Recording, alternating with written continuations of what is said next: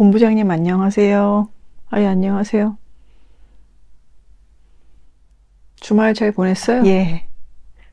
날씨가 참 좋죠. 엘리베이터에서 임원분들 마주쳤을 때 맨날 날씨 얘기만 할 수도 없고 그 몇십 초에서 길면 1분 사이에 시간 너무나 숨막히듯 어색하죠. 누구나 한 번쯤 이런 고민 해보셨을 것 같은데요. 저도 많이 했던 고민이에요. 오늘은 직장에서 자연스럽게 대화를 하는 방법, 특히 좀 높으신 분들과의 스몰톡 노하우에 대해서 얘기하려고 합니다. 제가 희한하게 어르신 분들에게 인기가 좀 많은 편이거든요. 특히 좀 사회적으로 지위도 있으신 분들이 저를 좀 좋아하시더라고요. 그래서 저는 처음에는 그 이유를 몰랐거든요. 근데 나중에 클라이언트 분께 어쩌다가 그런 얘기가 나와서 그 이유를 알려주시더라고요. 본인이 자랑하고 싶은 거에 그렇게 저처럼 리액션을 해주는 사람이 별로 없다는 거예요. 저만의 지인들을 대하는 스킬이 있는데요.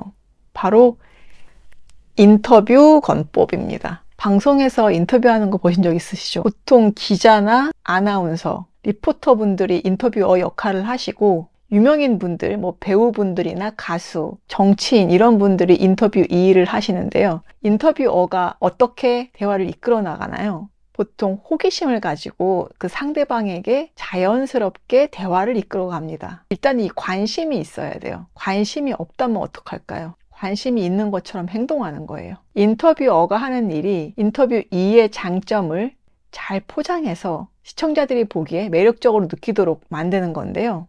이 인터뷰어 권법이 먹히는 이유는 사람들은 누구나 다 자기 이야기를 하고 싶어 합니다. 그 욕구가 분명히 있어요. 특히 연세가 좀 드신 분들일수록 자기 얘기를 되게 하고 싶어 하는데 그 얘기를 들어줄 사람이 별로 없단 말이에요. 어떻게 구체적으로 할지 하나씩 예를 들어보겠습니다. 첫 번째는 관찰과 칭찬으로 시작하는 거예요. 칭찬이 좋다는 건 다 알고 계시죠? 그런데 칭찬을 어떻게 해야 하냐면 구체적으로 하되 사실에 기반한 칭찬이어야 된다는 거예요. 타고난 것을 칭찬하는 것보다 그 사람이 노력하고 애쓴 것을 봐주는 것이 좋습니다. 예를 들어서 스카프를 굉장히 예쁜 걸 메고 오셨다거나 아니면 넥타이를 굉장히 신경 써서 색깔을 잘 고르셨다거나 이런 것들 있잖아요. 주말 잘 보내셨어요? 이렇게 묻는 대신에 오늘 표정이 되게 밝아 보이시네요. 기분 좋은 일이셨나 봐요. 이런 식으로 뭔가 사실에 기반한 칭찬과 질문을 하는 거죠. 예를 들면 아까 말씀드린 것처럼 스카프 색깔이 너무 예쁘시네요. 잘 어울리시네요. 타이가 너무 잘 어울리시네요. 이번 프로젝트 발표하실 때 너무 인상적이셨어요. 이런 식으로 그 사람이 노력이 보이는 것부터 시작하는 겁니다. 두 번째는 기억하고 연결하기입니다. 이전 대화를 기억해서 연결하는 것만큼 효과적인 대화법은 없습니다. 이건 좀 몇 번 자주 보시는 분들에게 해당되는 이야기인데요. 지난번에 말씀하신 등산 다녀오셨어요? 이번 주말에 날씨도 참 좋아서 다행이구나 생각했어요. 얼마 전에 자녀분 시험 본다고 말씀 주셨었는데 잘 끝나셨나요?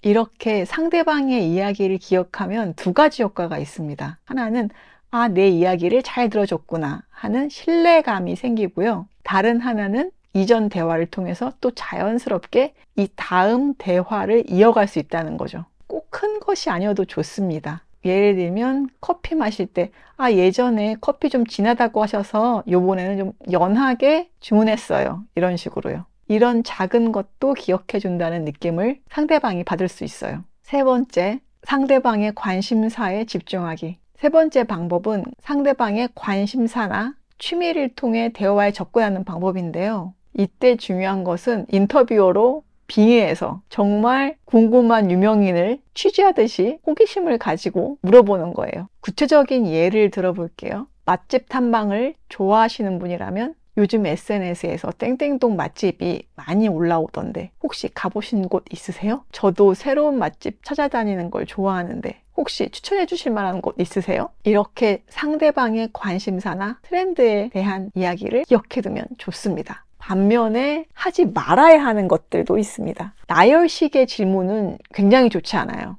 취조받는 느낌이 들거든요. 주말에 뭐 하셨어요? 그러세요? 평소에는 뭐 하세요?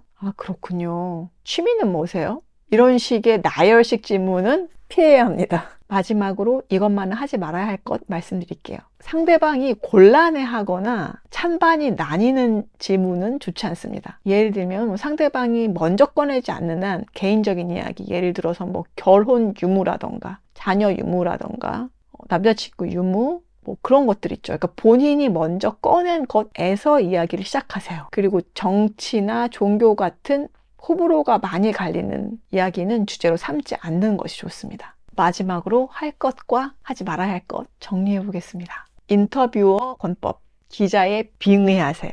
내가 인터뷰어다. 이 사람을 인터뷰한다. 이런 식으로 생각하시는 겁니다. 첫 번째, 관찰과 칭찬으로 시작하기. 두 번째, 기억하고 연결하기. 세 번째, 상대방의 관심사에 집중하기. 하지 말아야 할 것. 첫 번째, 취조하듯 질문하기. 두 번째, 상대방이 곤란할 질문하기. 세 번째, 찬반이 나뉘는 질문. 핵심은 진심으로 경청하는 자세입니다. 오늘 영상이 도움되셨다면 구독과 좋아요 부탁드립니다. 댓글로 여러분만의 스몰 토크 노하우도 공유해 주시면 정말 감사하겠습니다. 또 봐요. 안녕.